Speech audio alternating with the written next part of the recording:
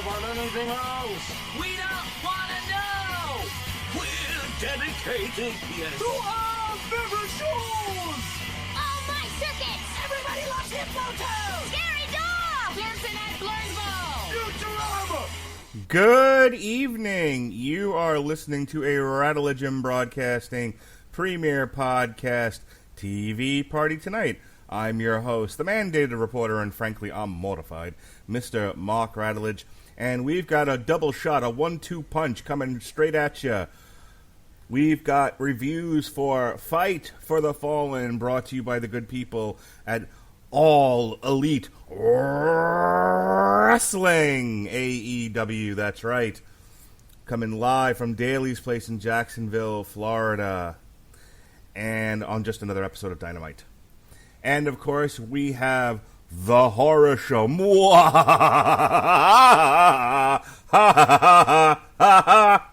Ugh. At Extreme Rules. So, to help me with this, ladies and gentlemen, he's given up the chick habit. Hang it up, Daddy. It's Chris Bailey. How do you do? I am here in the business of promoting myself in a parking lot. But that's okay. Because I'm here for the cause. I'm here to talk about Fight for the Fallen. And, of course, what could only be described very appropriately is The Horror Show. Cannot wait to dig into this bad boy with a shovel. Yeah, dig into it is right. And speaking of dig it, Daddy, he's here to do a spinaroonie. He is my main man on the Source Material Live podcast as of late. Ladies and gentlemen, he's running on that cosmic treadmill. It's Chris Sheehan. How do you do, sir? Hey, how are you? I'm a little nervous here. I don't know what an All Elite is. I think, like a lot of the fan base, this might be the first time I've ever heard the word elite. So I'm going to use it as much as possible because I think that means something good. I think that means something better than other things. So I'm going to make sure I use the word elite as often as possible today. I hope you do. Just know that you are being the elite right now. As of this podcast, Yes! You are currently the elite. Oh, I love it. Perfect. Hopefully we finish up with everybody with their eyes intact. And, right. and no clam chowder on the ground. All right, Fight for the Fallen took place July 15th, 2020, from Daly's Place, as I said before. This was another bubble show. No fans, just other wrestlers in the audience. This was a 5-match card with some shenanigans thrown in. This was the debut title match for Brian Cage versus Jon Moxley. We were supposed to get that on the second night of Fyter Fest, but then Jon Moxley and his lovely wife got the COVID, and so he had to quarantine for 2 weeks. I tell you what, Chris Bailey, this Jon Moxley, we like him and everything, but boy, does he get sick a lot. He's either tearing a bursa sac, or he's got some sort of infection, or now he's got the COVID. He can't stay healthy for more than like a week, can he? Yep, he's that one employee you want to bring up in the office and go, John, my man, your attendance has not been good. No, he is. Boy, it's every second week there's something wrong with Jon Moxley. I don't quite understand it. Is he accident prone? Is he, one of these, devil may cry type of employee that just don't want to show up for work? I don't know. I think it's a combination of the two, but he's getting paid either way.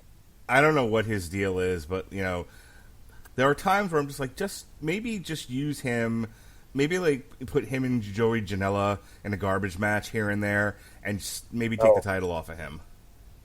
I think he's got a case of the Kevin Nashes where he knows he's getting paid, so he ain't coming to work. This is Dean Ambrose, right? Yes, this was the former Dean Ambrose.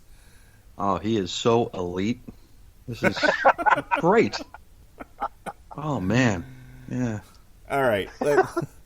So wait a second. Yes, sir. 1 second here.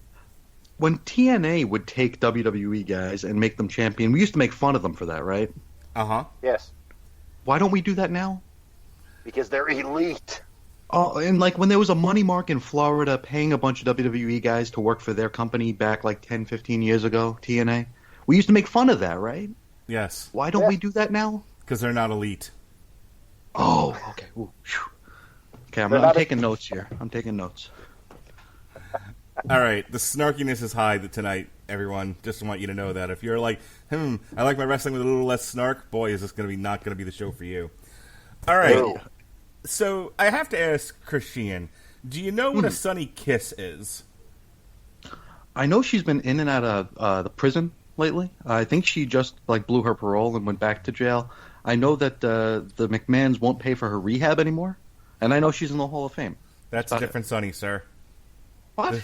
This is it. No way. Now, Chris Bailey, do you know who Sunny Kiss is, but do you know what Sunny Kiss is? Do you know whether or not Sunny Kiss is genderqueer, gender fluid? Do you know if Sunny Kiss is non-binary? What do you know about Sunny Kiss? Because I'll tell you this much: whatever you do know was not told to you on this television program. No, sir. He was he Why was are you bouncing his ass like a dime. This guy was. I don't even know how to describe Sunny Kiss. Well, I'm going to stop you right there, you old man, you old prejudiced man. You. It's not a he. Sunny Kiss is gender fluid. Gender fluid. Well, give me a description because I know I'm going to slip on this, and my professionalism is going to go out the window. So, how are we terming the person? Okay, so Sunny Kiss would be referred to as they. They. Okay, so they. Yes. Confuse me because they're definitely going for the feminine angle. So I want to say a she. Right. But that's not appropriate either. Right. So I really don't know where to start on this, and I'm just trying to be professional, guys. I'm just trying to keep this together here. Yeah, well, but Sunny Kiss. Just You call them elite. What's your gender? I'm elite. I'm gender elite. Mm-hmm. That's perfect. We're rolling with that, everybody. State your gender, and it would be yes. Listen, people are going to be like, why are you making fun of Sunny Kiss? Why are you being... I'm not. I'm saying, I don't think AEW did a great job of prepping us for clearly a gimmick that needs some degree of explanation. Here's my problem with Cody versus Sunny Kiss. Because if you just look at it as a match, it was a weird one where both of them came in as faces, and midway through the match, Cody turned heel. It was like he was heel, but Arn Anderson's a face, and Sunny Kiss kept getting a bunch of hope spots, and then eventually Cody won, but it was like he had a harder time with Sunny Kiss than he had with Lance Archer. So here's the whole deal. So AEW is obviously, they want to build diversity and inclusion, okay? So that's their entire pitch. And they've praised this matchup. So they've been talking about how, progressive their company is. Cody could not wait. He was sending out tweets prior to this match saying, how, if you feel you're offended by me having to, fight a Sunny Kiss, then, we don't want you to watch our show, basically. That's the whole gist of what he was trying to say. So, they were definitely pushing the inclusion thing.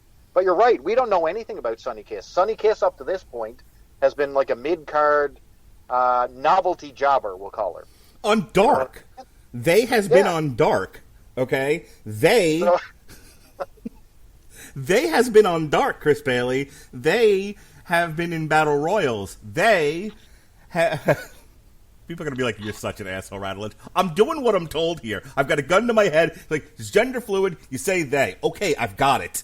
I'm trying my hardest here. They were never on Dynamite until last week. Sunny Kiss got, launched at Joey Janela. Yes.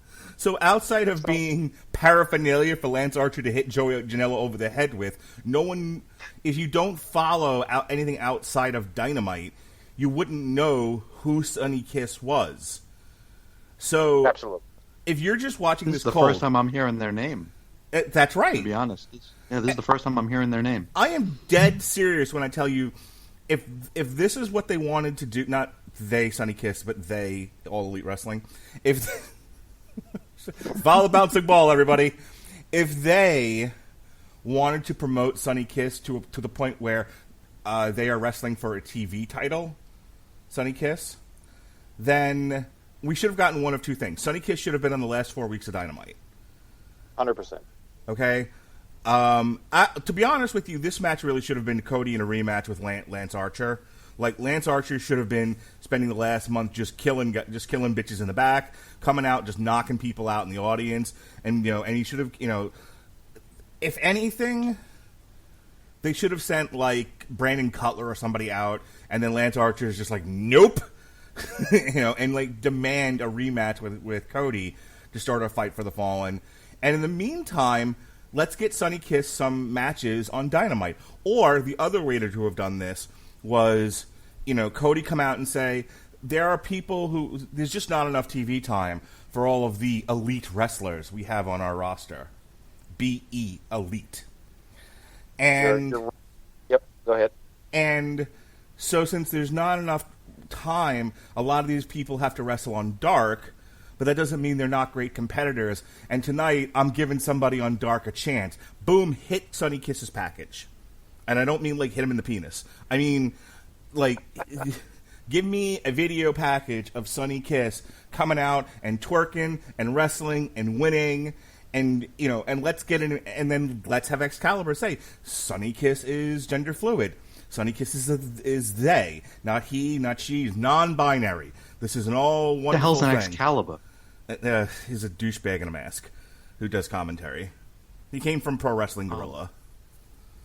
What's a Pro Wrestling Guerrilla? That is. Don't worry. It's, I guarantee you, it's not like that one in of the circus. Yeah, no, it's not. It's not a wrestling ape. Okay. It was an indie promotion in California. So anyway, you shoot. You give this package, and then out comes Sonny Kiss, and then you can do the match as they did it. Have Sonny Kiss come out. They is twerking. They is dancing better than any of the cheerleaders from the Jacksonville Jaguars. Everything else would have been fine. And then this match makes a degree of sense. Yes. You get the impression that Sonny Kiss is a legit contender and not just Bozo of the Week, which is my fear with the TV title. That's what it becomes. It becomes like, let's just throw a person out there as a sacrificial lamb. Chris Bailey, do you see what I'm trying to tell you? Absolutely. So it feels like we're missing about, like you said, about a month's worth of TV here to build this thing, which we did not get. So we have no built-in narrative to tell us why, Sonny Kiss, outside of like a little spot the week before, why Sonny Kiss is even getting this shot. In a company where wins and losses matter, Sonny Kiss does not have a stellar winning record. You know what I mean? So I have no idea why Sonny Kiss is getting this shot, only that Cody Rhodes has an open challenge for his title, okay? So that's the way you explain that away. Next, the whole idea behind it, obviously, is to show that AEW is very progressive. Look how cool we are. We have a gender-fluid person challenging for our championship, okay? Fair enough, they did that. Objective achieved. But what you also have here is another dynamic where they're showing some divisiveness between Arn Anderson, who is Cody Rhodes' coach, and it's the first time where Cody Rhodes actually struggled against a mid-carder, to be quite honest with you, in Sonny Kiss, to get the win, and Arn really gets on him here. So is it dissension in the ranks? Are they breaking him up, or are they just using, Arn more effectively as a coach? So I really, really dug that portion of the match where Cody's frustrated. He could not put away this mid-card jobber. But the only problem with that is, like, he just got through matches against, like, folks like the Murder Hawk, where, he gets the win over these type of guys, and yet he's struggling with mid-card Sonny Kiss. So it's a little bit of an odd story that they're trying to tell here. I think the bits and pieces of it, the nuts and bolts, made sense. Did it play out? Was it effective? I would say reasonably. But Sonny Kiss lost this match with he got an awful lot of offense, Mark. An awful lot of offense in this one. More so than I would ever give a challenger who you were, basically going to lose. But I think in an attempt to make Sonny Kiss into a competitor, I don't think this was the match that did it, to be quite honest with you. No, that's my problem with this. My problem with this is twofold, really. It's one, it was presentation, because I don't care as much that Sonny Kiss got a match with Cody or was even competitive with Cody. It's a little bizarre, like you were saying, that Cody is competitive with the Murder Hawk and he's competitive with a few of these other guys, and then like Sonny Kiss comes along, who's only wrestling on Dark, and you're right, doesn't have a winning record, as near as I can tell, and yet somehow got gifted a title match where he's like, it would have made more sense had Sonny Kiss struggled with Cody and had a few hope spots, but basically was outclassed by the guy who within the last 6 months was wrestling for the AEW title. So that's my No, right up. that's my first problem. My second problem with Sonny Kiss is if you're rolling your eyes at our our awkward attempt to address his gender fluidity, poor fucking Jim Ross. Oh, poor Jim Ross. Boy, did he stumble and fall all the way trying to build up Sonny Kiss, and he just couldn't do it. He couldn't do it, by God. It made me laugh because I just listened to Jim Jeffries' stand-up show, his most recent one on Netflix, where he was talking about like his 70-some-odd-year-old dad, who's like, if gays want to get married, I'm okay with it. But then he was like, but I don't understand these transsexuals. And somebody was like, you're a prejudiced, you're a bigot. And Jim Jeffries was like, would you calm the fuck down? He's in his 70s. He just got gay people. Leave him alone. You know, and that's kind of how I feel about Jim Ross. It's like I came here to call wrestling. I don't know what fucking gender fluid means. I don't understand any of this. But I'm trying to be a good guy. I'm trying to be a team player. But could somebody walk me through this so that I don't fuck up?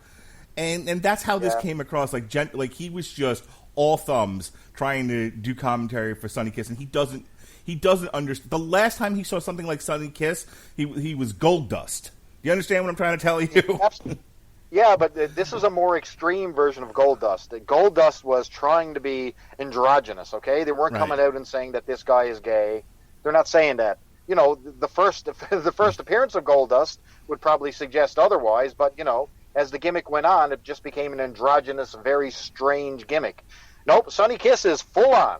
He is 100%. He's going for it. He's shaking that ass. He's got the cheerleaders going. He's got the natural Butch Reed hairdo going on, the lipstick, the whole nine. He is a one-size-fit-all parade here, so I don't know what to say. But Jim Ross sounded like he was eating a bowl of glass the entire match. I don't know. Yeah, they needed to have presented this better because if Jim Ross is struggling with this, and we who are in our 40s are struggling with this, can you imagine what the audience at home, who's never seen Sonny Kiss before outside of a battle royal and being launched at Joey Janela the week before, are like, I don't understand what I'm watching here. Why is Cody Rhodes struggling with a male cheerleader? That's what it looked like.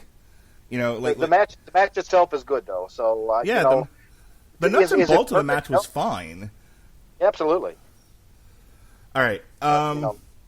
Anything? I'll give you the last word on this because you were trying to say something else there, and I bowled over you. But go ahead and give me your final thoughts here on Cody versus Sonny Kiss, and we'll finally move on from this.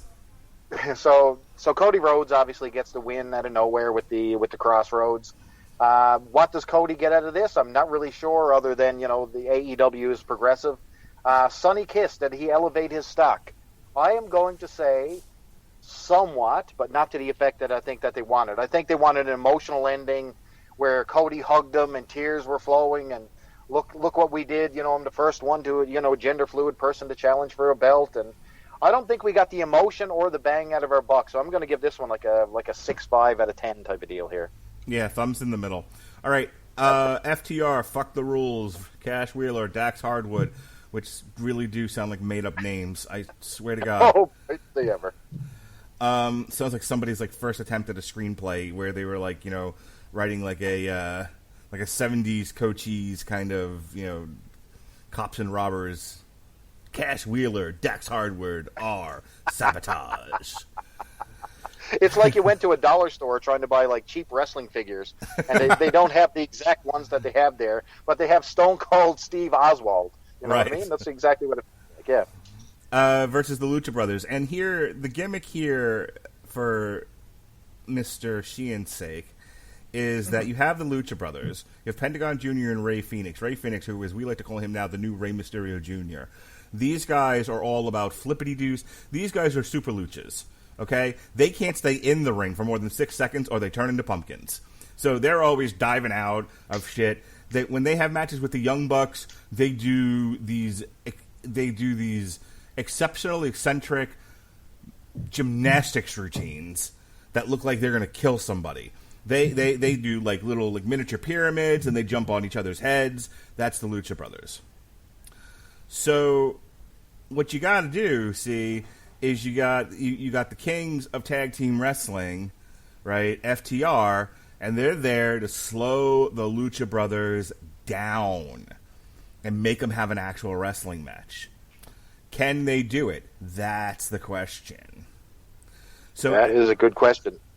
So FTR. So here's the thing. So the Lucha Brothers actually had to have an actual American wrestling match with the former Revival, and I feel like they just for a large portion of this match they replaced flipping and jumping and carrying on with kicks to the head. Every other minute they were kicking somebody in the head.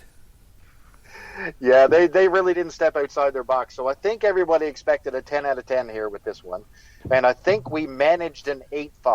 Mm-hmm. I think they were like half a step off. I don't think that there was a full engagement. I mean, you know what? A match like this needs a crowd to boost it, okay? Yeah. And the AEW does a great job of the crowd, and I've said it during all their other shows. They do a great job of simulating a crowd far better than WWE ever did. But it was that aspect of the emotion and excitement that was stripped out of this one. So it seemed like a lot of going through the motions with moves. And FTR, since they got there, they seem to have been a little ginger with their with their tag team wrestling. It feels a little choreographed. It feels a little forced than it normally do. I mean, you picture the Revival squaring off against American Alpha back in NXT. I mean, those matches were smooth as a baby's ass. But this seemed a little rigid and rugged, and seemed to, they were trying to find their ground. They had a lot of great exchanges. The Lucha Brothers were on fire, but they seemed to, instead of going to the top rope and doing their flip-de-doos, they seemed to rely on a lot of kicks, and that seemed to get old after a while. So yeah. It feels like I've seen this match 100 times. I'll give it an 8 because it was definitely really good. But if you've seen the Lucha Brothers, you've seen this match 100 times. This came across like FTR didn't want to just take control of a match and throw Ray Phoenix in a fucking chin lock. Just throw him in a chin lock. Okay, slow it down. If you have not seen Ray Phoenix, he is Rey Mysterio Jr. Back circa the WCW era when he first debuted. I mean, this guy is all over the place. He's amazing. He's quick. He's fluid, and he's hitting it on all angles. But when you match that with a sound team that's supposed to be, Tully Blanchard and Arn Anderson of 2020, you kind of take it down a notch. You know what I mean? The volume gets turned down to a 5 from a 10. So now, that's what we get here. The finish of this was one of the dudes from FTR tried to pull off Ray Phoenix's mask, and he rolled him up when Ray Phoenix tried to put his mask back on and was more worried about his mask coming off. He actually got it off? He actually completely demasked him, yeah. Okay. So he gets the mask off. Ray Phoenix is like, oh no, my face, my valuable face. And he gets rolled up for the 1, 2, 3. So, yeah, this match for me is like a 2.5, 3 out of 5. Here's the problem. The whole ending sequence, which is basically like the Butcher and the Blade are standing outside of the car that FTR originally came to the dance with, and the Young Bucks kick them, they super kick them, and they take the keys, and they give the keys back to FTR, and then Kenny Omega comes out with beer, and they dump beer on Kenny Omega's head. And I'm like, how is any of this supposed to get FTR over? You're exactly right.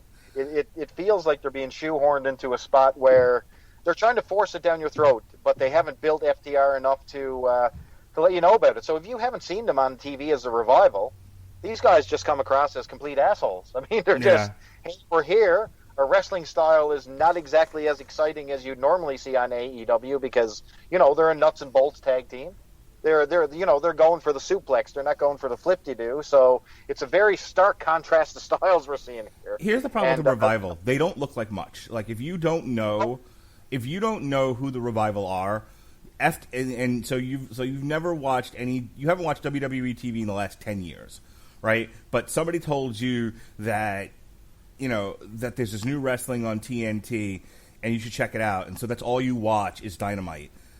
These two short, chubby guys came out, and they were made a huge deal of, and you still don't know why. They haven't had like a good Revival match yet, and they keep getting outshined by the Young Bucks, who are 3 feet tall. But think about exactly. So that's the inevitable match that we're leading to is the Young Bucks, which is Chris Sheehan's favorite. against now? against the against FTR. Welcome back. Sorry. So, I mean, you got Young Buck, my man. You got Young Buck. But are the fake ass Revival? Are they complaining about how they're treated yet? That seems to be their gimmick, right? Bitching online. Is they doing that yet? That's what they do most entertainingly. Not yet. They seem to be, and this is the point that I was trying to make. They seem to be getting along. So instead of just then they're not going to get any headlines. Yeah, so instead of just throwing Ray Phoenix doesn't stand out anymore into a fucking chin lock, instead of slowing Pentagon Jr. down, maybe putting them in some sort of hold and be like, listen, fuckers, have a real tag team match, learn American style wrestling, or we're just gonna fucking potato you for 20 minutes. They seem to they give a little, they take a little, they give a little, they take a little, and this is not the Revival. They're just some Joe Schmo tag team, and they don't look like anything. That was the whole thing, is like, they were two average dudes that were the best tag team in wrestling at one point. And now they're just, it's like, this is what we complain about with guys from NXT, where basically they just become dudes. There's nothing to them. There's no reason to really get behind them. They're just kind of vanilla there. You know what I mean? And that's slowly what's happening to everything that was good about the Revival is being stripped away from them, and they're it's like they're going to finally wrestle the Young Bucks, and no one's going to give a shit. No, you're exactly right. They were probably better off taking the turbans and the flying carpets that Vince McMahon was about to give them on their last exit out. So that's funny. If anyone doesn't know, they had this radical gimmick for them where they had almost like Aladdin-style uniforms for the Revival to come out, and I don't even know what it was about, but you can find it online, and, the Revival really thought that this was outrageous, but you know what? I'm thinking another 3 months in AEW, they're going to be begging for the flying carpet. All right, unless there's anything else, let's move on here. Thumbs in the middle on this one. I think there was potential for there to be so much more, but the Revival have to, stop being so giving. Just be like, no, do it our way. Do it our way or fuck off. Which I guess is not a great way to, do your job. my way or the highway. But honestly, that's the only way this is going to work with them. Or they're just going to... By a year from now, everyone's going to be like, why are they even here? What's the...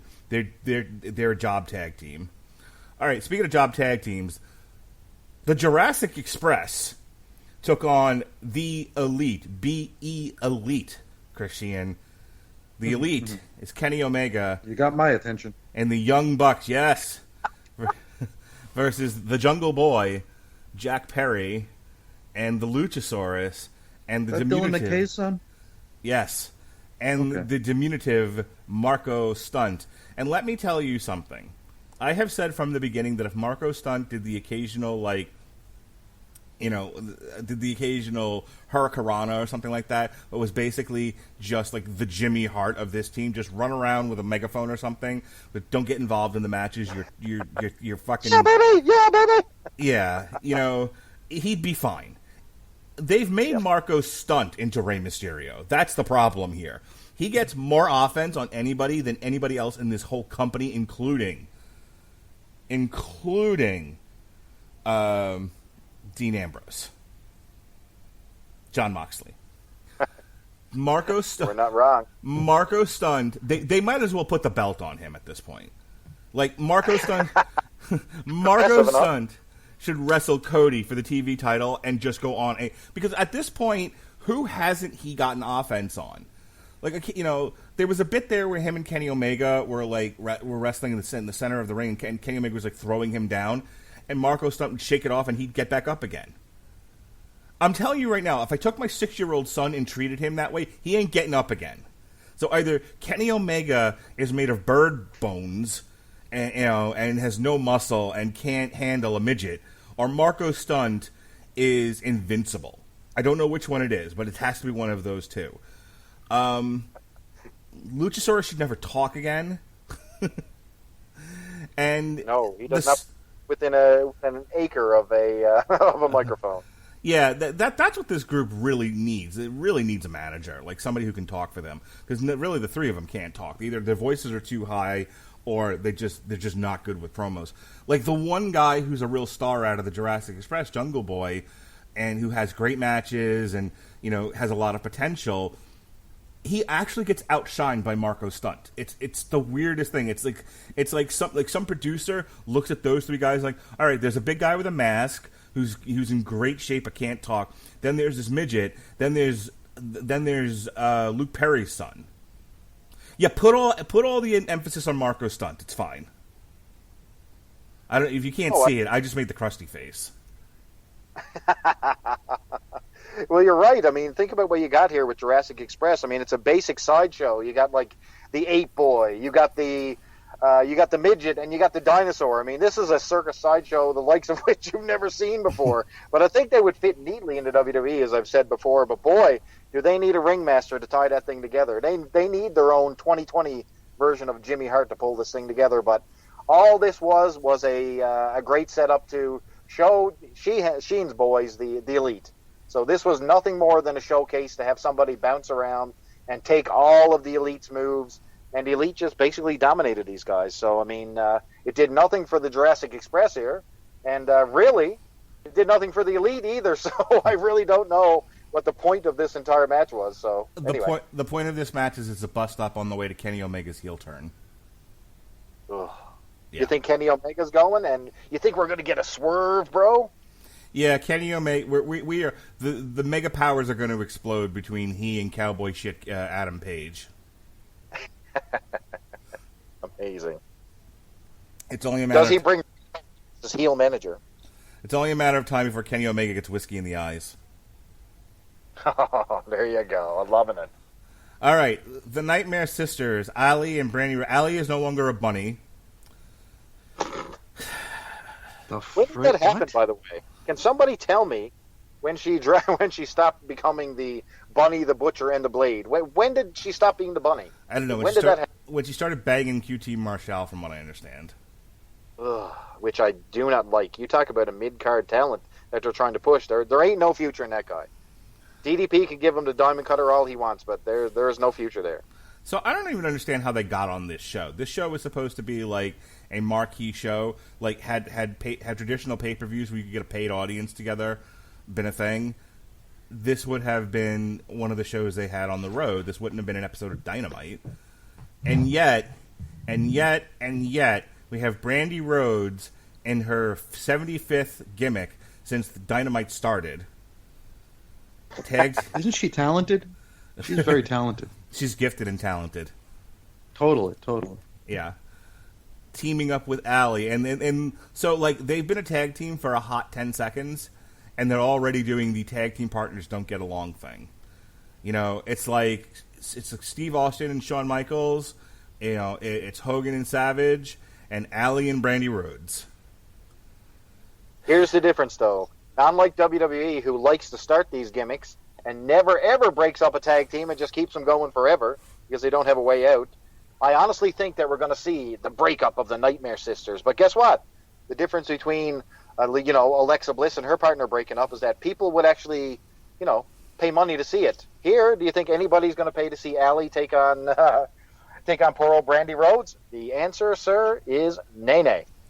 Bubba Ray Dudley needs to put Brandy Rhodes through a table from the top rope. Like just pay him from a one shot. Just pay him for like a one-shot deal. Put Brandy Rhodes up on his shoulders and drive her through a table filled with pies. You didn't talk about their opponents. Who? Kenzie Page and MJ Jenkins. My God, main event talent if I ever saw it. So then Jon Moxley took on Brian Cage. Exactly. So the question has to be asked here. Can Jon Moxley have a match that stays in the ring for the entire duration of the match? Well, they're just lucky he showed up for work. So actually staying in the ring is secondary.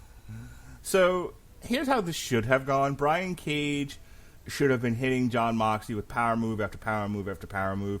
Jon Moxley should have tried to go outside, but Brian Cage cuts the ring off, won't let him outside, hits him with another power move, and Jon Moxley keeps kicking out and is like, what do I have to do to put this guy away?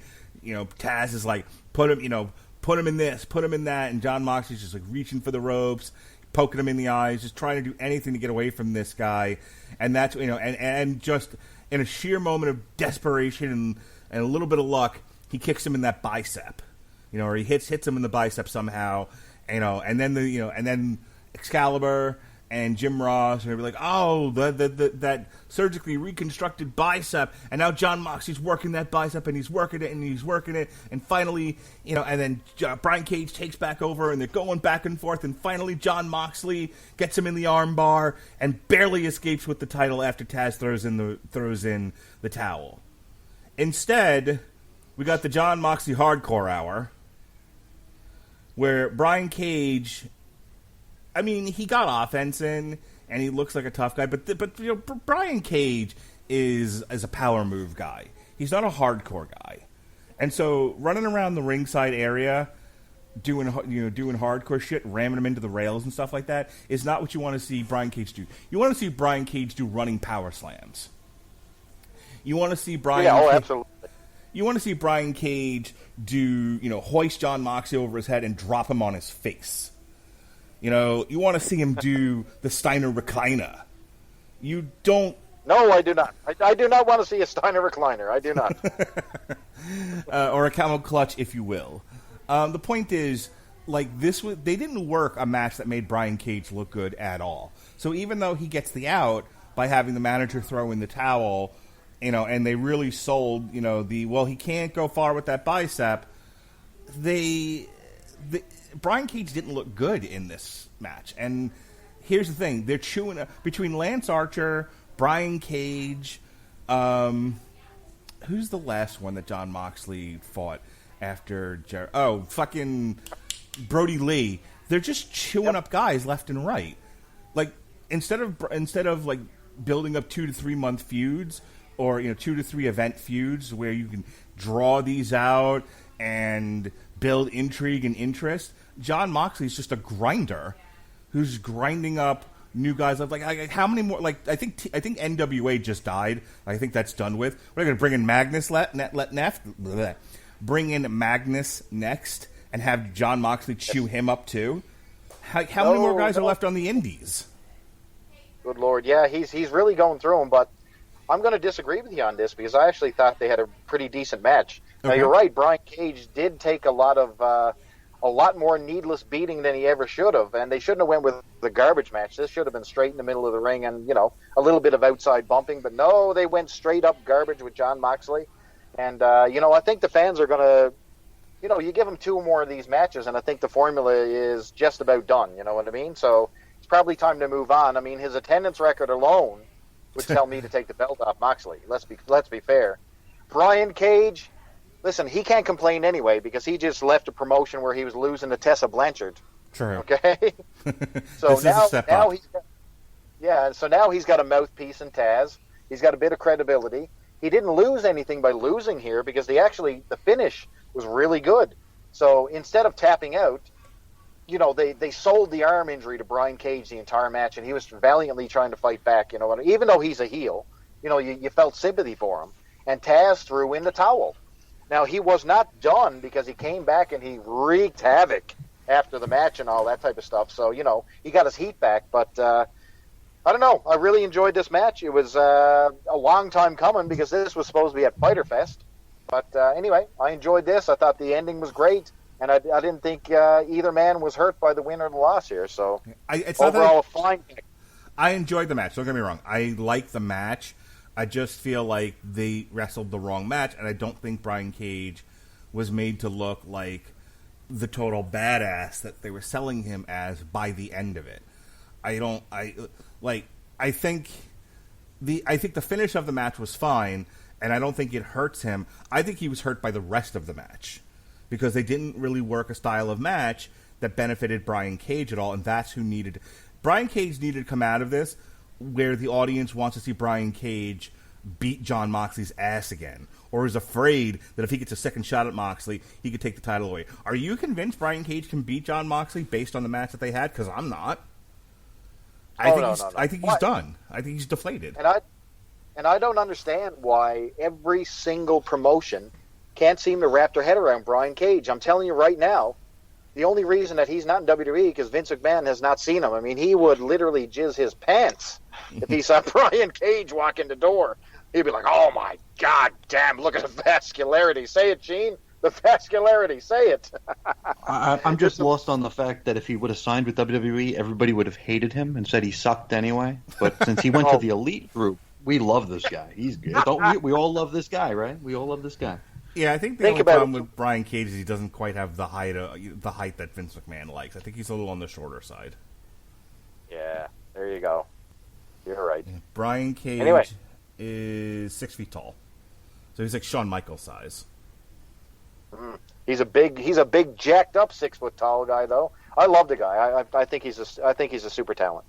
Oh, no, yeah. Look, I'm rooting for Brian Cage. I think that's the frustration of this, is that instead of being in a long feud with Jon Moxley, where Jon Moxley has to fight from underneath and there's the possibility that he might lose the title to this jacked up monster of a guy.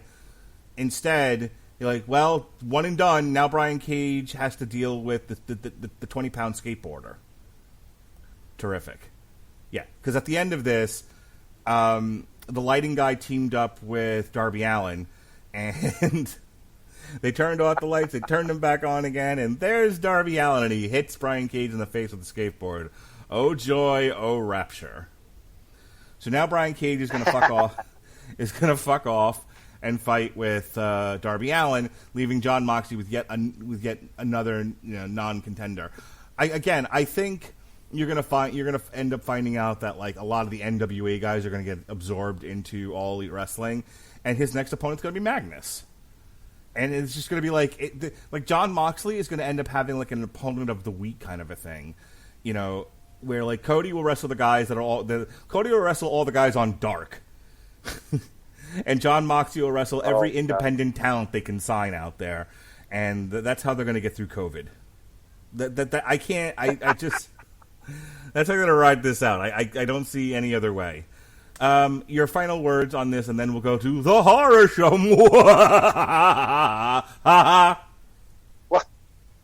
Well, this was not a horror show. Overall, the entire show was not bad at all. I mean, you're talking about a B-level show for sure.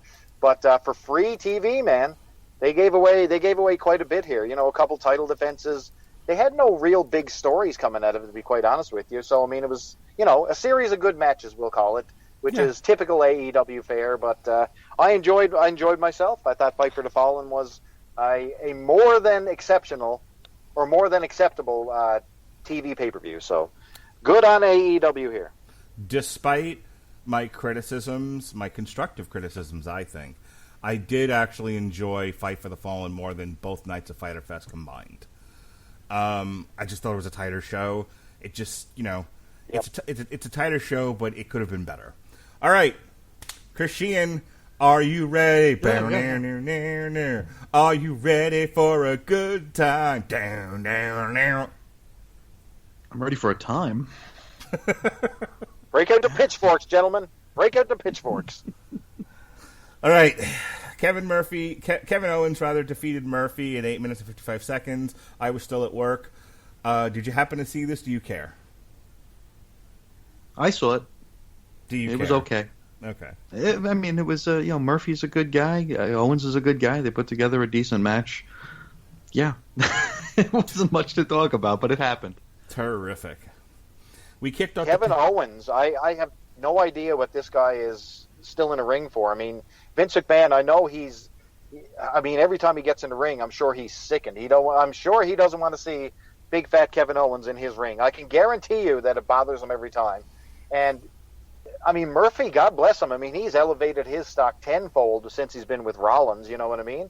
But, this is not a match I want to see on my TV screen, to be quite honest with you. Buddy Murphy against Kevin Owens. I mean, I don't know if I've enjoyed a Kevin Owens match in years right now. I mean, ever since he had that match on WrestleMania in Orlando, I mean, I don't want to see him anymore. I don't know. Something's off. Cesaro and Shinsuke Nakamura defeated The New Day for the WWE SmackDown Tag Team Championships in 10 minutes and 25 seconds. Look, despite some of the stupidity on this show, the weird thing is, like, the non-stupid matches were all really, really good, and this got off to a solid show. This match, the next one we're going to talk about, both pretty darn good. Like, I don't have a tremendous amount to complain about here. Cesaro and Nakamura work well as a tag team. The New Day are the New Day. They hit hard. They had a match that made sense. They put the belt on to new guys instead of keeping it on the perpetual New Day. I actually really liked this match, and I thought that we were, despite where we were headed, we were actually off on solid footing, Christian. Oh, match of the night. Match of the night, 100%. I was, settling in, watching this match. It was, I really thought, I had those, wide-eyed optimist thoughts that, hey, this might be like a really solid wrestling show we're about to experience, because they really set the bar high with New Day and Cesaro and Nakamura here. The entire thing, like you said, hard-hitting, everything made sense, and that finish, holy cow. I mean, it's not often, because, I mean, they back in the day, the tables match was a novelty, and then it was a very, very overused novelty. Then it was a way to, like, just get around giving, prominent guys losses, by pinning them on their backs. This time it actually made sense. They did, the whole choreographed spot where they had to set up the tables, which is always a little bit of a, suspension of disbelief, but I could forgive it because Cesaro drove poor Kofi's ass through those tables to the outside. I mean, you could have like put a jet engine on Cesaro's back, and I don't think he would have gotten down to the ground faster. It was such an impactful move and a really solid way to swap the titles. Yeah, I love this match, Chris Bailey. Yeah, man, lots to talk about here. I mean, are they actually going forward with a push of Nakamura and Cesaro here? Because, I mean, you talk about two characters who've been start and stop. I mean, poor Cesaro hasn't sniffed gold in a long time, so it's good to see. Very pleased. Lots of great synergy here in this match. Lots of exchanges, very tight. This is almost what FTR versus the Lucha should have been. I mean, this was more than a nuts and bolts match, more than serviceable. The right guys won. And hopefully we're looking forward to a good push with Nakamura and Cesaro, because I think there's a lot of cachet in these two guys as well. But the New Day, I think, is the story here. So they're becoming, jobbers to the stars. This used to be the premier tag team. I mean, do you remember Raw after Raw after Raw, beginning with the New Day throwing pancakes, Kofi winning the belt, numerous tag team titles? That team doesn't exist anymore, and I think they have been shuffled to the bottom of the card. So I'm glad to see it. Nothing but aces here, man. Really solid start. All right, Bailey, my favorite women's wrestler, took on Nikki Cross. The women's matches are often kind of clunky. They're a little awkward. Bailey, I've always said, if she gets the right opponent, she's really smooth in there. Bailey's not good enough to carry a shitty worker. Bailey is just good enough to have great matches with an equal or better worker. And Nikki Cross is not a pretty gal. Nikki Cross is okay, but Nikki Cross is a great worker, and she's not only a great worker, she's a great personality. Like, Nikki Cross makes up for her lack of pretty looks with just an overall awesome personality, and she's smooth in there. And so between her and Bailey, like, aesthetically, you're like, with this match. But when you see them working together, like, I had no complaints about this. I think Bailey, I've gushed about her as a heel since she got paired back up with Sasha Banks and she found her happy place. Nikki Cross as Alexa Bliss's, wing gal has been great. She's turned down the crazy, she's turned up the charisma, and she's fun to watch. And these two just had a banger. I have no complaints about this one, Christian. Oh, this was a really good match. I think they need to change Nikki Cross's music. It really doesn't fit this take on the character unless they have her snap again. But no, I thought this was really good stuff, really solid. I enjoyed the story around it. I haven't been was this was a SmackDown match? I think Yes. maybe. I don't know. Okay, so I haven't been watching. I haven't been watching Raw or SmackDown, so I guess that was a moot question. But I thought the story around it was really cool with them having a psych what's her face up, Nikki up, and I really appreciated the fact that Bayley showed some ass here. It was like they had to cheat to win, and they really are embracing that heel side. They're not going, because I mean we get to the point where you're so good as a heel, you start getting over as a face, and then you go into the whole cool heel thing. And we're not there yet with Sasha and Bayley, which I really appreciate. It looked like at any time the title could have switched hands, and they had to, resort to nefarious means in order to keep the belt on Bayley. And really dug it, really liked it. Mr. Bayley on the Bayley and Nikki Cross. Yep, nothing wrong with Nikki Cross, sir. I mean, like you said, they've really dialed down the sanity era Nikki Cross here. I mean, she's not the lunatic she used to be, but the music has to go because, we're celebrating the partnership or the friendships. They're basically the best friends, female version here in WWE with herself and Alexa Bliss. So, I mean, obviously Bayley won. It was the right decision. Bayley has been on fire. She's living her best life as this part of the heel role. I think this really, really suits her as the antagonist. You know what I mean? So she's doing a good job. All the ladies were doing a great job. No secret that Bayley was going to win this one. I had no reason to believe that Nikki Cross was in any way going to defeat Bayley, and of course she didn't.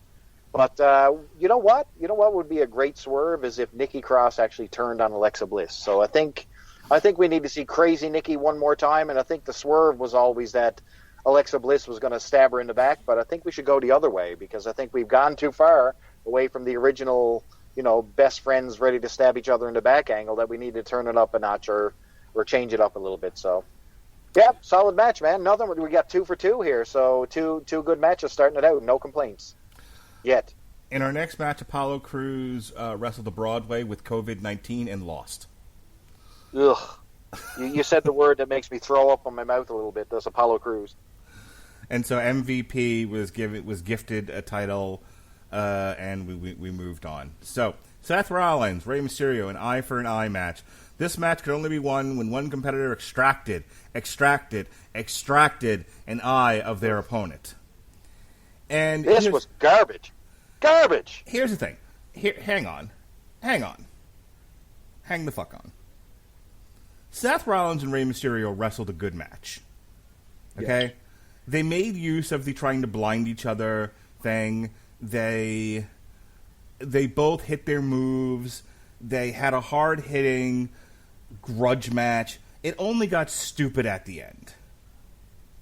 When the marble that Rey Mysterio had been carrying in his mask was dislodged from the mask. It was a gumball. Yeah. When the Jawbreaker, the painted-over Jawbreaker. The Gobstopper. Yeah. When that finally came out, and then, Seth Rollins was blowing Campbell's Chunky Soup everywhere. Okay, sure. That all got retarded. That all kind of took the whole match down. I mean, it was one of those where they were sailing along the high seas. Jack Sparrow was out there, and suddenly a Kraken just took the whole ship down. The eye being dislodged bit was said Kraken. Because up to Kraken. Because up to that point, they were fine. It was a good match. Rey Mysterio and Seth Rollins worked really, really well together. I might even go as far as to say that might have been Seth Rollins' best match in a while. Oh my god. I honestly think he worked really well with Rey Mysterio. It just at the end it went so far off the rails it got super silly. All right, I know normally I go to Chris Sheehan first because he had to sit through the Fight for the Phone conversation. But Bailey, you sound like you're about ready to hit me with a chair. So lay it on me, brother. Hey, listen, I'm gonna swear I fucking hated this. This was garbage. Oh my god! The stipulation alone, that they weren't able to pay this off properly, and boy did they not. They didn't pay it off at all. They had the gobstopper in the mask.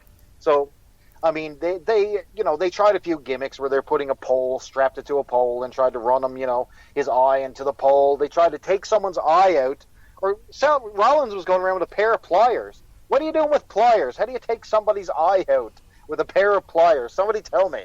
Would you not squish this thing? Would you, I know it's for effect, but I'm being dramatic here. And man, this physically made me upset watching this match. I was like, this is garbage. I cannot stand Seth Rollins. Somebody stop it. The Monday Night Messiah gimmick irritates me. His jacket when he comes to the ring with that fur irritates me. I want him off my screen. Buddy Murphy should commit suicide. He should not be paired up with this guy. Oh my God. Rey Mysterio. Where's his son? Why didn't his son come out? What's happening? Where's this angle going? I hate it. I hate it. I hate it. I didn't like it. I felt like throwing up like Seth Rollins. There you go. I'm excited. I can't stand it. This gets a 0F and a fuck you from me. Okay. Bailey has some opinions. Christian. My contention is that they were having a fine match until it got silly at the end. Agree or disagree? Okay. I do agree. I do agree with you.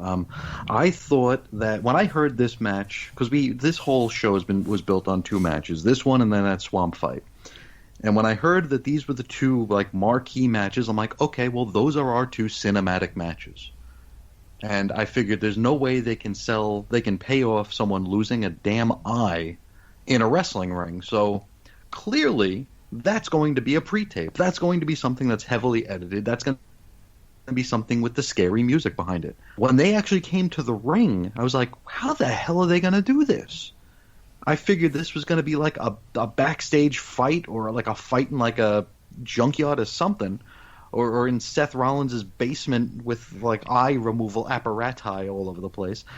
I didn't know how they were going to do this in a wrestling match. I do agree that Rollins and Ray, they pair very well together. And I don't know if this will be blasphemous or not, but it reminds me of like when Punk was wrestling Ray, like during the straight edge stuff and trying to unmask him. I felt they had very good chemistry. I feel like Rollins has similar chemistry with Ray. The hope spots, or the gouge spots, a little much. Setting up the kendo stick in the corner and then like you're going to run Ray's head right through it, like where the thing was going to come out the back of his skull. That was a little silly, or very silly. But I kept hoping that they were eventually going to fight their way to the back, and then we'd start getting this cinematic stuff so we can actually see this happen in a way that they have a measure of control over it, instead of Ray hocking a gumball up through his mask or whatever. Because the way they did it was really, really lame. I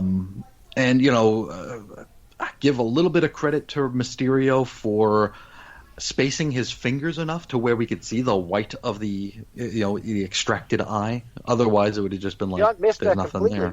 I completely missed the eye. You saw like a split second of it, but even just like logistically speaking here, how does cramming a dude's face into the corner of a step, was there like a suction on the step, like where you pull him back and it's like pops right out? I don't get the the physiology of extracting an eye in that sort of a way. The match up to that point, decent to good. Rollins, hawking the clam chowder. I mean, there had to be a little bit of pre-production there. I'm guessing somebody handed him a spoon when he walked off stage there for a bit. But yeah, this was the ending was dumb. I don't know. We've talked in the past about how WWE is all about the moment. How they can replay these moments and how the story around it and the match around it doesn't matter as much as that moment they get to reflect on here. I don't know how they even use. It's like, are they going to put the bit with Ray holding his eye in like the "please don't try this at home" video? I don't know how you use this again. Then, now, and forever. Because it's. Right. Then just... Hogan slamming Andre. Now Drew McIntyre doing his got a little captain in your pose with the belt. Forever, Rey Mysterio blind. Yes. Him selling a cup of pencils with a cane. I just don't. I don't see what the point of doing this in the ring, because it should have been done well ahead of time with a lot of control, where they could give us the right amount of gore or something. Like, even if it just, have Seth, smack him in the back of the head with something and just have the eye pop out. Just do something that actually almost makes sense. Maybe have Ray, maybe have Seth blow some sneeze powder into Ray's face, and he sneezes so hard the eye pops out like a pug. Do something to where it makes a little bit more sense. Think about this. They had time to edit this. They had time to add special effects. They did. CGI. They had time to do it all. And this is what they came up with. Mm-hmm. Yeah, and this is if you would have asked me to guess the ways they would have done this would have been the way I would have never guessed, because it was just so dumb and just so low effort, and really just didn't take advantage of the stipulation that they've been pushing for the past half month. I think that's it. All right, I largely agree with you. I wish they had embraced this a little bit more, but I wanted to embrace it like a Roger Corman movie. It kind of goes to what you're saying. Go stupid with it. Just go overboard. Mm-hmm. Have there just be blood everywhere. Sure. Rey Mysterio holding his eye in his hands, going, "Why, God? Why?" Yeah, or have Ray do a header into a gumball machine, and then have the referee pick up each one to make sure it's not an eye. Just something. I've watched a lot of. Try it out later on, guys. I've watched a lot of death matches lately. So, when I saw him pull the pieces of the kendo stick, I thought they were going to do the skewers that Matt Tremont does. Matt Tremont will take whoever's wrestling Matt Tremont will take a handful of skewers and just jab him in the forehead with them. I've seen Alex Colon, Homicide, Abdul the Butcher all go crazy with a fork and just that's what I wanted to see. I wanted to see them basically do deathmatch stuff. But this is the WWE, and this is I don't know. I think my son watched this because he was like, I got to see what this eye for an eye match is. So the 6-year-old was like, what? And I think when it was over, I that was the other thing. This was almost 20 minutes long, and I think as an audience we were all just get to the eye thing already. We want to see what this looks like. So maybe knock 4 or 5 minutes off this match and just get to it, and then make a bigger deal out of it. And you might have saved it. Almost make it comical instead of that's the problem with the WWE. They think their audience is a bunch of morons, and so they think they can get away with doing a half-assed job, and everyone will just buy it. This either don't do it at all or go extra stupid to where we're all having a good time with it, and it's silly, and Jim Cornette jumps out, hangs himself from a tree or something. But they found this weird, boring middle ground to where it just looks stupid. This match is still going on. This is Asuka versus Sasha Banks. This went on. I mean, it's 20 minutes on the dot, but it felt like it went on for an hour. And maybe it was just me because I was really tired by this point. I just wanted to go to bed. But even my daughter, who loves Sasha Banks and loves Bayley, has the Bayley as my role model T-shirt. These two women can do no wrong in this 9-year-old girl's eyes, my little feminist. And even she was like, I don't even give a shit who wins. I don't care if Charlotte wins. Just end this fucking match already. I'm like, here, Lily. So, Asuka, this technically ended in a no contest. Asuka misted the referee. Bayley took his shirt off. Bayley counted the 1, 2, 3, and Sasha ran away with the title like a thief in the night. I mean, you'd be hard pressed to find when Sasha's healthy and isn't hurting herself, two better workers in the company than Asuka and Sasha Banks. They put together a fine enough match. It just went on for 10 minutes too long, and the ending was dumb as shit. What do you think, Sheehan? I agree with you 100%. This match was really good for maybe the first 2 hours of it. I think it was really good. Yeah. Sure. After that, after they got to Mordor, it all went downhill. Yeah, that's a reference to something I don't get. Now that it's. You could tell that even the girls were getting tired. Sasha did that. I don't know if it was a botch when she fell off the ropes or if that was something she was supposed to do, because she played it off really, really well, and they actually wrote it into the match after that, which is a testament to both of them. but it was just way, way too long. And just like with the match, it's like they picked the dumbest possible ending. If you want to put the belt on Sasha, then have them win by cheating. If you're still building up the Sasha Bailey breakup, have Asuka, just eke out a win. I mean, there was a girl outside the ring representing each of the competitors here. Have Bailey run in, have Kyrie run in. If you have to do a smaj or schmaj or however you say it, then just do it. Not this stupid crap with the pulling a referee's shirt off. That is just so stupid. This is like what is it? Kevin Nash like power bombing Jeff Jarrett to win the world title from Ric Flair, in WCW. It's like, what is this crap? Just stop. I don't think it did anybody any favors. It just really left us all with a really bad taste in our mouths. And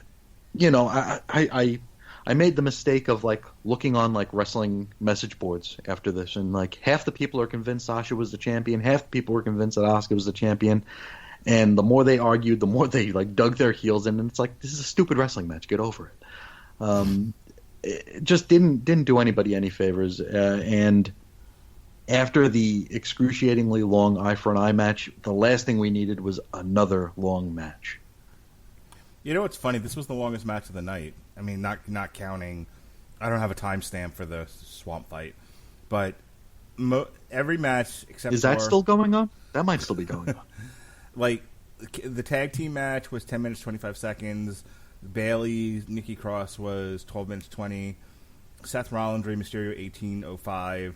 This one 20 minutes. The next one 15:25. So the whole it's funny that we're all it says something about the show and about the competitors and just the presentation that we're oh my god, everything's too long and nothing was over 20 minutes.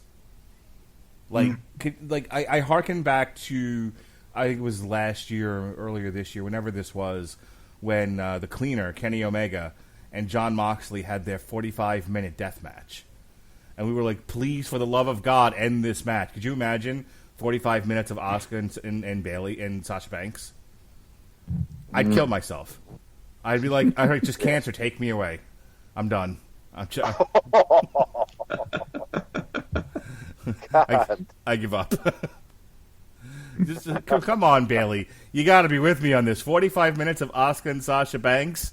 I don't know if I'd have to walk into the woods deliberately. Well, listen, they had fallen off a giant cliff with Mysterio and Rollins. This is them banging on the rocks right now on the way down. That's what this is, because, boy, did this pay-per-view all of a sudden just fall to pieces here. Holy crap. This is escalating destruction. That's what I call this. Because we went from the disaster with Mysterio and Rollins to a non-finish whatsoever. So he didn't get a finish properly in the Rollins match. You certainly didn't get it here. And boy, do the rest of the pay-per-view so not give you another non-finish. So, I mean, you got basically three non-finishes back to back to back to back. So why have these matches? Why have this pay-per-view? I don't know. I wouldn't call it the horror show. I'd call it the shit show. And that's exactly what this is. This shit show. All right. I have a question for you, Christian. You have all the numbers. You have all the statistics there. You have the notes. You have all the literature. You have all the answers. Has Drew McIntyre closed the pay-per-view since winning the title? I don't think so. I don't think he has. I mean, Money in the Bank, no. No. Backlash, no. Mm-mm. This one, not so much. Nope. Drew McIntyre, your COVID champion, who won the belt and then has played second fiddle to every stupid cinematic match they can dream up. I mean, it's incredible. I'm not the biggest fan of Drew McIntyre. I think he deserves it. This is the participation trophy champion. You're big and decent looking, and some would even say hot, and you cleaned up your act. So here's a bunch of championships. Here's some attention because you were one time Vince McMahon's boy, and it's I could not on my kids' lives tell you what Drew McIntyre's gimmick is. I don't get his personality. He seems just bland. Like, he kicks people in the face. That's his whole thing. I could claymore this man. Good for fucking you. I looked in the eyes, you see. I could claymore him. Your gimmick should not be your finisher. That should not be the full weight of your personality. So I don't get Drew McIntyre. I'm not with the people who's like, he deserves it. His participation trophy award. Dolph Ziggler, I get. I think Dolph Ziggler was a great heel. There was not a lot of tension in this match because you knew Dolph Ziggler was never going to win. But at least Dolph Ziggler made the most of, I get to pick all the gimmicks. And I love it when they were like, even if you get counted out, I'm still the champion. If you get disqualified, I'm the champion. The only thing about Drew McIntyre I can say like positively is they really built him up to be a hard guy to beat. And so you look at Drew McIntyre, you look at Dolph Ziggler, and you're like, okay, Dolph Ziggler's going to get beat easily. So they were successful, and I'll give credit where credit's due. They were successful in this match of making it look like Drew McIntyre was at least in trouble in terms of having a lot of disadvantages. And then he beat Dolph Ziggler anyway, which is fine. We all knew that was going to happen. This match was relatively short, 15 minutes, 25 seconds. They made the most of the gimmick. I actually thought it was one of the better matches of the show, especially given what we're going to see next. Christian. Oh, very solid match. I did enjoy this one. I don't know when we all turned on Dolph Ziggler, but it seems like collectively, as a fandom, we all turned on him for some reason. I don't get that. I think he's really good at what he does. I thought the way they presented the stipulations was really cool, and the way that they played it up. They played up, even like Drew did that awesome like vertical suplex outside. He was standing there and he was about to put him through the table and then had to pivot and just like muscle him back to the other side and then drop him the other way. I mean, Dolph, weighs like half of what Drew does, but I still thought that was an impressive move to see, especially the way they both sold it. But I really liked the fact that Dolph didn't care how he won. There was no like honor among thieves there. There was no, I want to do this the right way. He's like, I don't care. I'm going to take the title however I can do it. And I wish that the commentators brought up the fact that like his first world title win against Edge was similar, like where Edge got disqualified for using the spear, and they put the belt on Ziggler for like 2 weeks. I thought that's it's like, oh well, this is something he's done before, but we don't have the memories. We have the memory of a goldfish, so we don't know that. McIntyre, I enjoy. I like you. I don't really understand his gimmick. I do like his finish. I like that they've turned it into a like an out of nowhere finish, especially with this match here. He just kipped up right into it. It looked awesome. One thing about Drew that bothers me is his beard.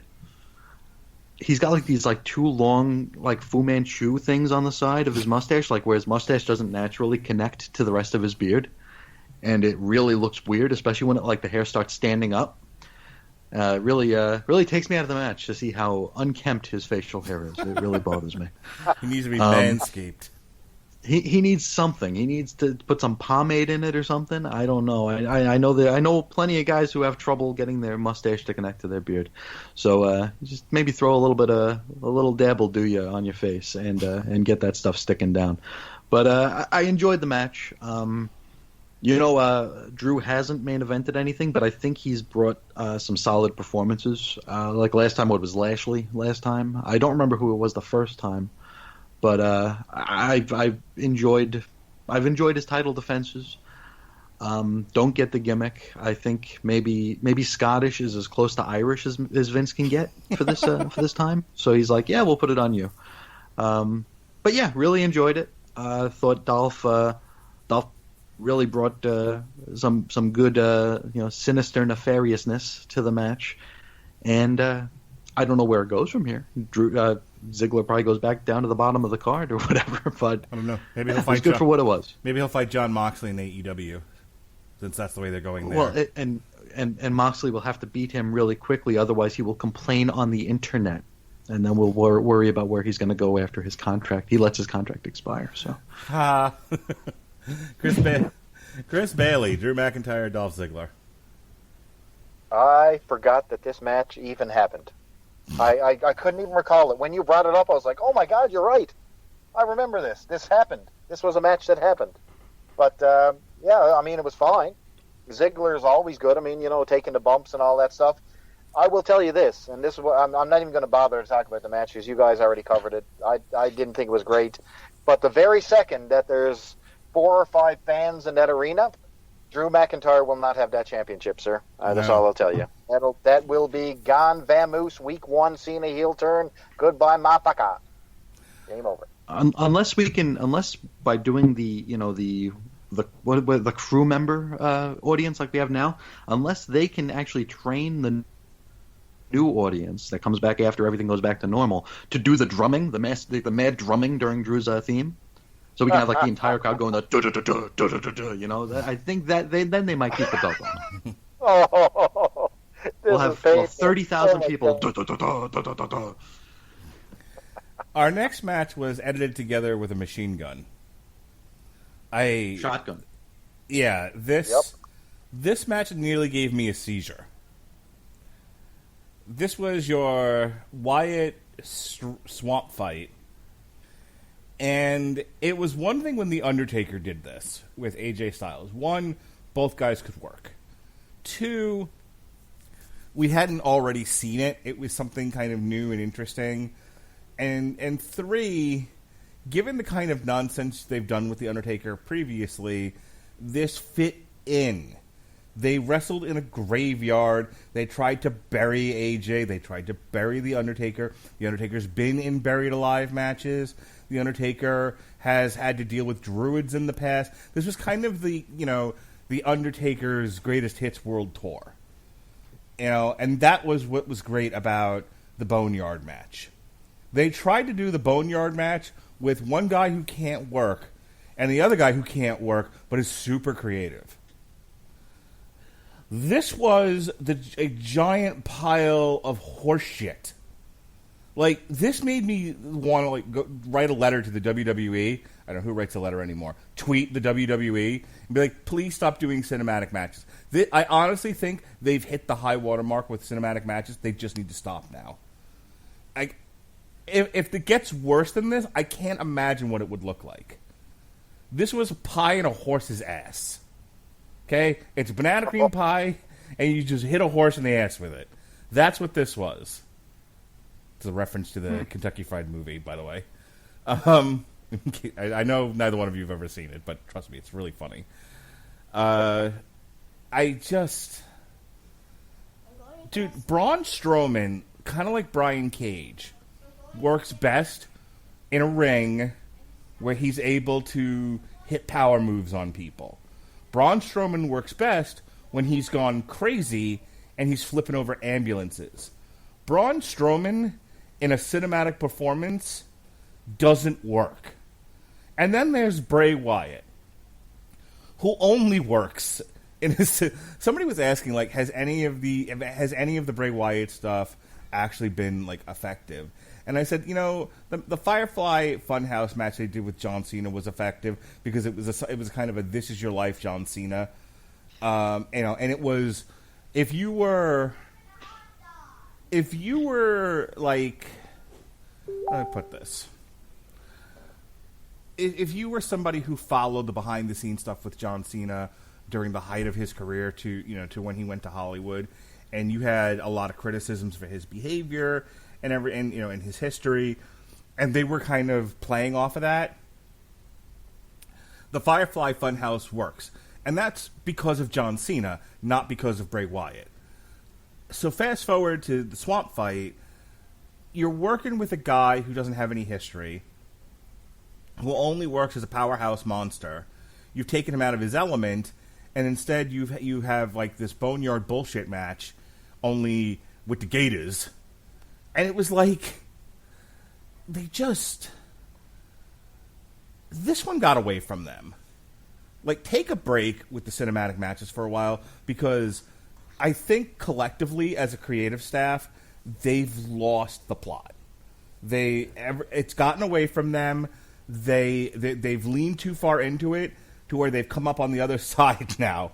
And it's like, pull back just a little bit, pull back, think about what you're doing. You're a wrestling company. You are a wrestling company with an old pervert calling the shots. You don't know what you're doing. You don't know how to make movies. You might say, we're making movies, pal, but you're not, and you're not good at it.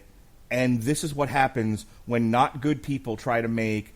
This is the Velocipaster of WWE cinematic matches. Okay? Go, Red, let's go. I don't know what they thought they were trying to accomplish here. This was, like, worse than a student film.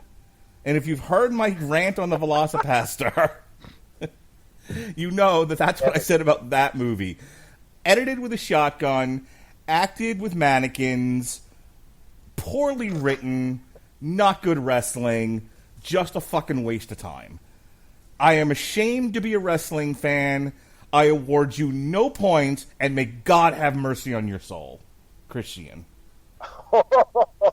Well done. The cinematic matches as a whole here. I think I've used this comparison before, but it's almost like when you make the gravest mistake of laughing at a kid's joke. Oh, I know and that. So now, the rest of the day, I'm still hearing about the cookie crumbling from both my kids. They haven't stopped telling that joke for a year now. I'm sorry. Please continue. There you go. Yeah, you know, the kid tells a joke and it's not funny, so you give them a pity laugh, and then they're convinced they're funny. I think with the Boneyard match and maybe to a lesser extent the Firefly match at WrestleMania, WWE got some props for that because it was making the best of a bad situation. It was experimental. It was, you know, flexing their creative muscle at a time where it was difficult to do so because it'd never been done before by the company. And so they got a little bit of props for it. And even now we can look back at the Boneyard match and be like, that was well done. And the Firefly Funhouse match, well, some folks run hot and cold on that one. For who it worked for them. We've seen nothing but the law of diminishing returns since, because WWE has it in their head that, they like these cinematic matches. Let's do more of them. And we got the Money in the Bank, you know, Mad World run through the building match, which was okay. You know, and we got the Street Profits and the Vikings fighting the ninjas in the parking lot, which was awful. And now we get this, which makes that look like Steamboat Savage. You know, this was absolute dog shit. And the thing of it is, I mean, you have a 7-foot, 400-pound monster trying to sell fear with emotional music in the background. Not good at all. And the thing of it is, they could have done this so much better. This could have been just a fight. I mean, they could maybe if Randy Orton didn't burn down Bray Wyatt's house a couple of years ago, we could have done it there. But they could have told the story. They could have done it in a way where it didn't look like a hostage scene. I mean, we had, for like 18 hours of this thing, Bray was in chains. Not Bray, the other one. Braun was in chains. It's so dumb. And I think they're making Bray a little bit too oblique, like where we don't know what he's talking. Is he talking about meta things? Is he talking about behind the scenes crap? Like, I'm never going back there. Is he talking about past gimmicks? Is he talking about things that happened in real life? Or is this just a character? We don't know. And the fact that we know that all this is leading to is Bray getting pinned in the middle at SummerSlam, we're not even invested enough to ask the question whether or not we care. We don't care, and we don't care if we don't care, because we know this isn't leading anywhere. I mean, and this is such a telegraphed thing. It's like, we have Braun versus Mr. Rogers. We have Braun versus Bray. Next time we're going to have Braun versus The Fiend. Duh. Because we got nothing else for Braun to do. We have too many goddamn titles. And we can't put titles on everybody, so we got to just do what we got to do. This match felt endless. The only good thing I can say about it is I liked, just as a creative tool, I enjoyed the fake-out ending. I like the fact that they brought up the copyright notice and made us think that the show was going off the air. And then something happened and the copyright notice went away. And we got a few more, like a minute or two more. Just not what they did with it, because what they did with it was stupid. Just the fact that they did it because it was a nice little metatextual thing that plays with the expectation of the audience. It was something that showed me that they were trying, and it was something that on its face is creative. You know, playing with us. If only they had a good story and a good moment to follow that up with, that would have been something great. The fact that I think maybe somebody was eaten by an alligator, maybe someone was eaten by a dinosaur, maybe someone was spit out by a whale. I don't know. I don't exactly know what the ending was here. Was Bray eaten and then the Fiend like fought its way out of a crocodile's belly? I don't know, and I don't care, because in 4 to 6 weeks, Bray or the Fiend is going to be pinned in the middle of the ring, and then we're going to have to worry about what we do with champion Braun for the fall. Yeah, I don't even know what else to add to that. You know, Chris Bailey, what do your final thoughts here on the Wyatt Swamp fight? I have my shovel. So they got Milli Vanilli'd. So they replayed that ending twice by accident. So you had Braun, who was, staring aimlessly into the water, looking like he had defeated Bray Wyatt. Then they had the little clip of, the close of the show. And then they came back live, and you knew there was another scene where he was looking into the water. You knew something was about to happen. Then they showed the graphic again. And then they went back live, and then all of a sudden he gets pulled into the water, and then the Fiend rises up. So, number one, tell me who won this match. Who's the champion? Because I don't know. I don't fucking know. I don't think it was a title match, was it? Was it a title match? What was this? It was the Wyatt. It was a Wyatt Swamp fight. It was hashtag Swamp fight. Okay, it was a Swamp fight. So what's at stake? Nothing. Who won? Nobody. What? Like, cinematically, it was absolutely the worst out of the entire series, without question, because it was too hard to follow. Did someone get eaten by an alligator? We don't know. We don't care. Like, it was to the point where, good. I hope someone gets eaten by an alligator, because that might be fucking interesting. But put the belt on the gator, yeah. Gator Scott Hall has taken the title. But, man, I don't know. This was a convoluted mess. I think it managed to do one thing. Maybe it finally put the bullet in the head of cinematic matches once and for all after this one, because this was a disaster. And if you look at the feedback online for this pay-per-view, it's really, really, really bad. So this didn't hit the mark. This didn't have the sweet spot like the Undertaker versus AJ, or even Cena versus Wyatt, or the Fiend, I should say. Just a train wreck all over the place here. And man, oh man, this pay-per-view was one of the most cataclysmic endings to a show I've ever seen. I don't know if I've hated anything in the past 2 to 3 years more than I've hated this. Just a piece of garbage. I'm not even going to swear anymore, because it's not even worth a fuck. How about that? Here's half of the problem. Braun Strowman is the bridesmaid. The bride was supposed to be Roman Reigns. Roman Reigns was supposed to defeat Goldberg and restore order and justice to the land of Oz. But that didn't happen, and instead the bridesmaid got the job. And the bridesmaid got the job because he chose to show up to work when Roman Reigns noped out. So he got a participation award for showing up to work, and he wasn't over.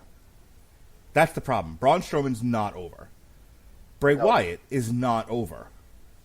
They keep giving shit for him to do because his television segments maybe do okay in the grand scheme of things, but overall, I think between Raw and SmackDown, their average rating is in the basement. No one's watching these shows.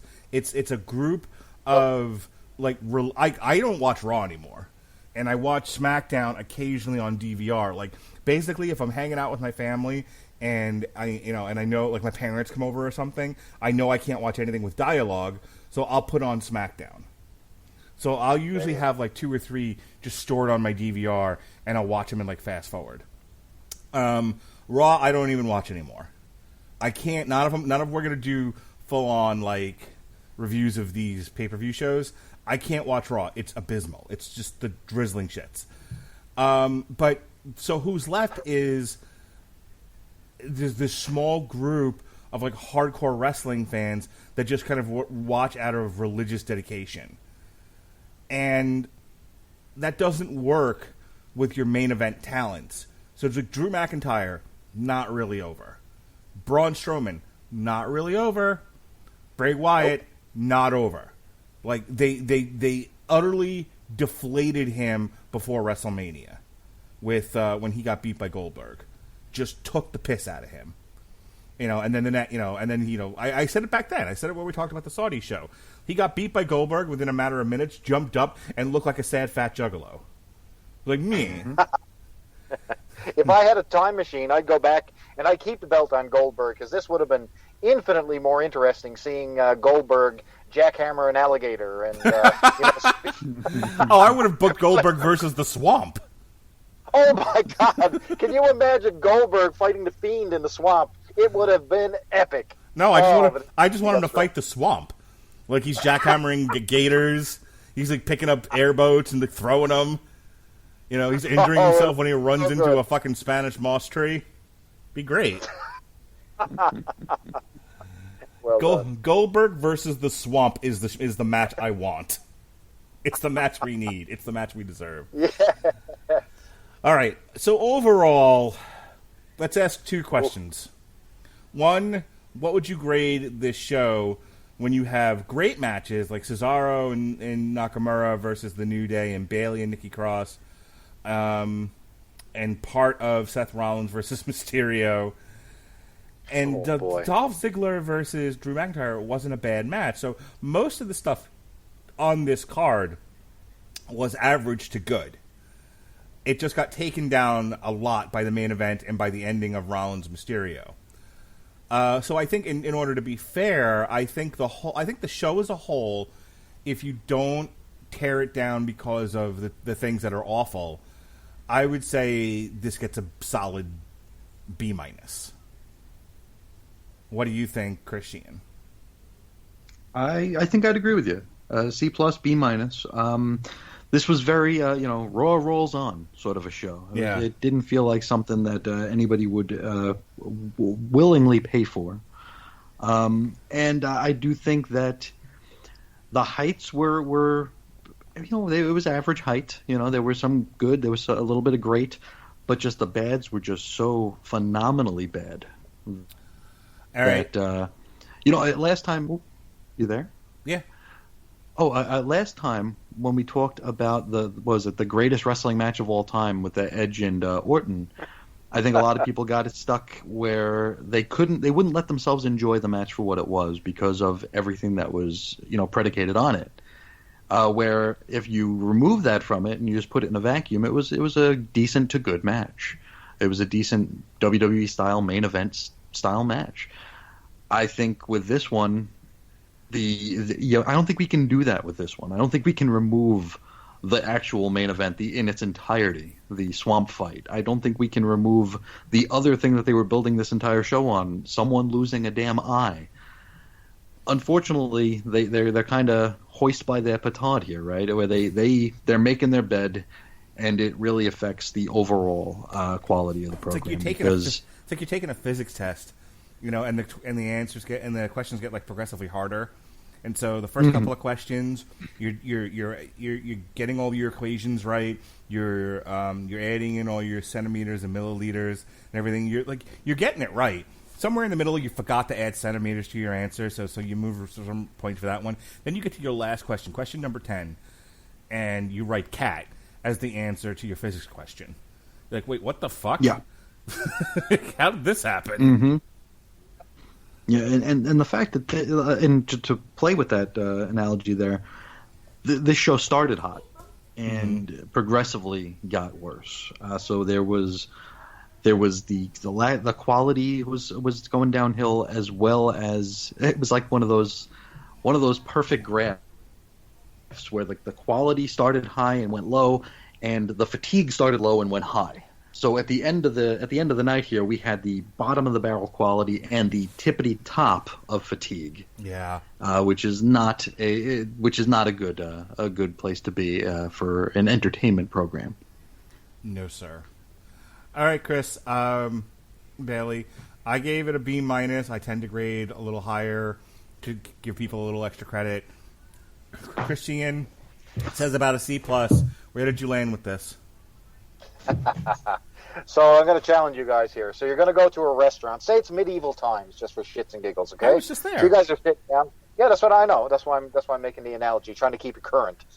So say if you went to medieval times. So, you know, say, for example, the entertainment is the big tournament in the middle, okay? And what you get is Sonny Kiss and the dancers. You don't get the tournament, you get Sonny Kiss and the dancers. So, you know, you get past that. You manage to roll with the punches. So you're starved to death. You order up a big meal for your family. You can't wait. You can't wait to get your hands on those burgers and drinks. And they bring you a book. And you're like, what is happening to medieval times? This is exactly how I felt. They didn't deliver on any of the promises. And I'm glad Sheehan brought up Edge and Randy Orton. Because I was the petulant child that says, yeah, you know what? That wasn't the greatest match of all time. And because they didn't deliver. And they didn't deliver here. They didn't deliver on the eye versus, the eye for an eye. They didn't deliver on the swamp match. So there's a track record right now of non-delivery. So I'm not going to deliver a score because it doesn't even deserve one. Because I'm just fed up with this product. And, man, they got a lot of work to do when they get a live audience in front of them. That's what I'll say. So I would give it a gender-fluid score. Perfect. Non-binary. Non-binary. Sorry. So keeping with you for just a sec, Bailey, you watch both shows, Fight for the Fallen and The Horror Show at Extreme Rules. Sorry. Which did you like better? Oh, Fight for the Fallen. No ifs, ands, or buts about it. Give me Sonny Kiss and his dancers all day, every day, over that steaming turd that I just watched from WWE. Horrible. I hope every time I've done that laugh, somebody was listening to this with kids in the car and they shit their pants. That'll have made it worth it. What are you listening to, Daddy? Because no woman listened to this show. That's for damn certain. All right. Speaking of women, let's talk about plugs. Tomorrow night on the Metal Hammer of Doom, we'll be talking Static X Project Regeneration Volume 1. And then the following night, David Wright will debut his new Star Trek show. We'll be talking about the Kirk movies. Yesterday, myself and the man, Chris Sheehan, and I talked about the Brian K. Vaughan graphic novel from 2006, Pride of Baghdad. Next week, we've got Warrior Nun, Lagerstein, All for Rum and Rum for All. We've got A Long Road to Ruin for the Pirates of the Caribbean franchise. And then finally, fresh off of Netflix, we've got the Warrior Nun series based on the comic book. You can check out our reviews of The Old Guard, Volume 1, Opening Fire, the Old Guard movie from Netflix, the new Ensferum, Thalassic, and fresh off the old Spreaker system, we've got a new chapter in the history of heavyweight boxing. The Muhammad Ali comeback story is in the can and ready for you to listen to. We asked the question, is he really the greatest of all time? But is he really? You'll find out when you listen to Chapter 9, Muhammad Ali, the comeback story. Chris Bailey, do your plugs. I want to say a big thank you to you or yourself and Mr. Mullins for that Muhammad Ali podcast, because that was the bee's knees, man. That was amazing. Loved it. So good job on that. Well, thank you. But anyway, you will find me over on Morituri Mondays with Mr. Chris Sheen, one half of the Podsmen here, as we're going through the final run. It's Season 3. And it's the final run of Morituri Mondays as we head on out. And we also had a little sampler going on of the show that's going to follow that up. And it's called Quester Days. So look for those two podcasts. That's what I got going on. And when I'm not pirating comics for a certain group, you'll find me over here on TV Party Tonight chatting wrestling every time. So there you go. That's Chris Bailey. I'm out. I'm going to go fight some alligators in the swamp and find my eye. Before he goes, we will be doing another TV party for SummerSlam Tuesday, August 25th. So that'll be the next time the Podsmen ride again. All right, Christine, take me home, baby doll. All the stuff that Bailey said, because so much of my product is with him now. You could also find me at chrisisoninfiniteearths.com, where I still daily blog about stuff. It's a little bit wonky now because Blogger is in the middle of an update or a refresh or just being an all-around pain in the ass and not letting me do what I want to do. So there's stuff up there. You might find something about a podcast I did 4 years ago. You might find something new that I just did today. Whatever it is, you're probably not going to be too terribly interested, but it's there for you if you are. Also, chrisandreggie.podbean.com is where you can find all of my audio exploits. There is chrisandreggie.com, but I think that domain is about to expire. If I find out it did, I will do whatever I can to get it back. But, chrisandreggie.podbean.com is not going anywhere. I'm on the Twitter at Ace Comics, so I'm not really using it all that much anymore, but it's there if you want to find out what I thought. All right.